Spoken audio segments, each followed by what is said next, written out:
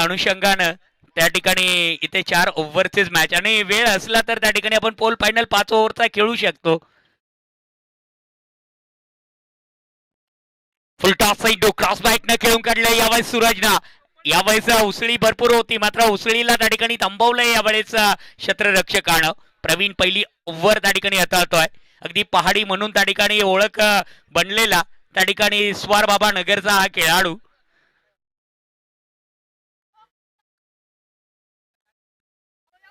यावेळेस अगदी चांगले प्रश्न विचारतोय एरवी. त्या ठिकाणी पहिल्या मॅचला प्रत्येक चेंडूला पनिश करण्याचं काम दीपकनं केलं होतं.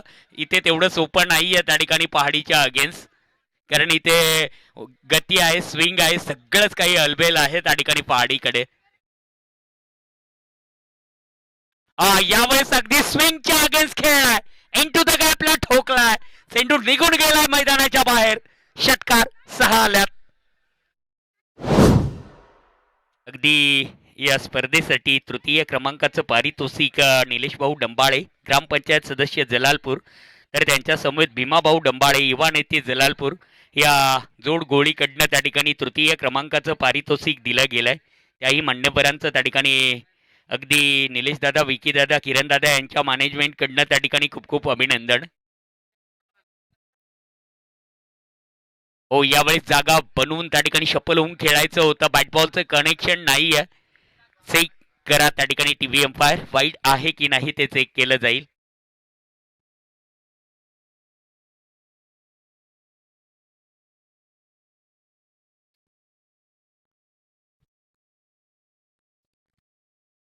प्रवीण पुनः एकदा त्या ठिकाणी पूर्वतयारी करतायत. इथे पुढे सरसावला, जागा बनवली आणि चेंडूला त्याची जागा दाखवली. 4 चौकार.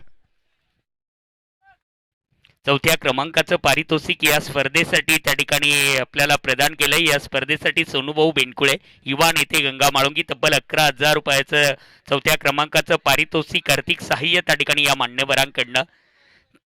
तर 5व्या क्रमांकाचं पारितोषिक या स्पर्धेसाठी आपल्याला बघायला मिळतंय. वैभव भाऊ सिवले, अंबिका प्रसाद उद्योजक समूह संचालक म्हणून त्यांचा परिचय.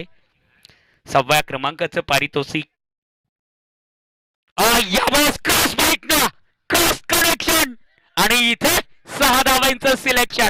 षटकार 6. अगदी 6व्या क्रमांकाचं पारितोषिक त्या ठिकाणी सन्माननीय केशव भाऊ शिंदे, सरपंच महादेवपूर यांच्या माध्यमातून त्या ठिकाणी बघायला मिळतंय या स्पर्धेच्या अंतर्गत. तर 7व्या क्रमांकाचं पारितोषिक या स्पर्धेसाठी बापूभाऊ लबडे यांच्या अंतर्गत